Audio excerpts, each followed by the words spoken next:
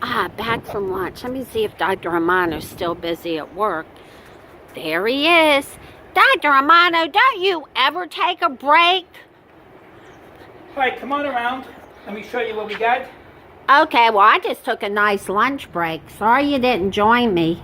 What I have here is the reduction of a carbonyl compound. And I'm going to use lithium aluminum hydride.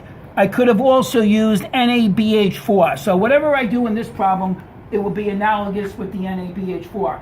And what I'm going to do is I'm going to simply add hydrogens.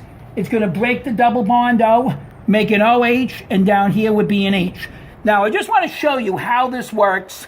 And as you can see, the way these hydrides work is what we call a hydride transfer.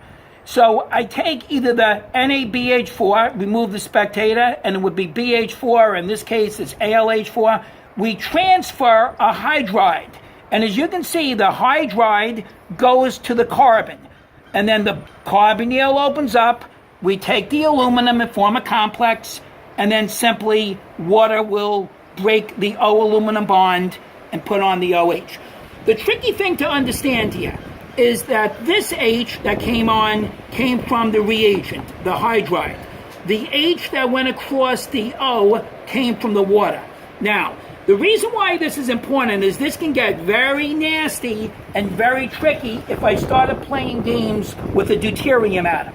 For example, if I took the same compound and instead of using LiAlH4, I changed the H to deuteriums and used LiAlD4.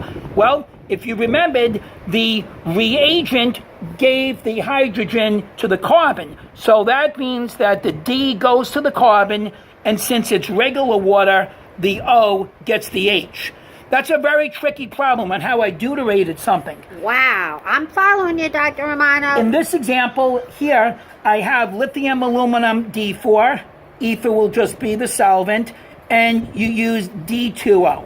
Well, the O would take on a D from the water. Here it's heavy water, so that's a D, and then the reagent gave the other D. And that's how you put on two Ds. Dr. Romano, I noticed something. There's two Ds there.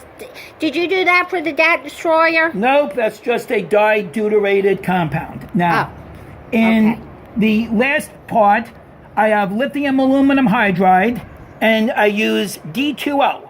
Well, again, the lithium aluminum hydride, the hydrogen would go to the carbon, and then the O would simply get the D. So I call these problems fun with Ds. So as you can see, we can put a D on a carbon, we can put on a D on an O, and I can put two Ds on an O and a carbon. I don't think the DAT will push it this hard, but it's not really that hard if you understood where those H's come from. Water goes to the O and the reagent goes to the carbon. So you needed to understand a little bit of the mechanics of the mechanism. If you're going for the 30, I would use this as a safe bet on how to understand carbonyl chemistry. Okay, hopefully that gives you a good insight into what we did. Dr. Romano, I noticed something I didn't film at the end. Is this important? Yes, we said it before. NaBH4 would work in an analogous way. Good day to you. Okay. Good day to you, sir. Take a break. You make me work so hard. Okay, good day to you, sir. Bye.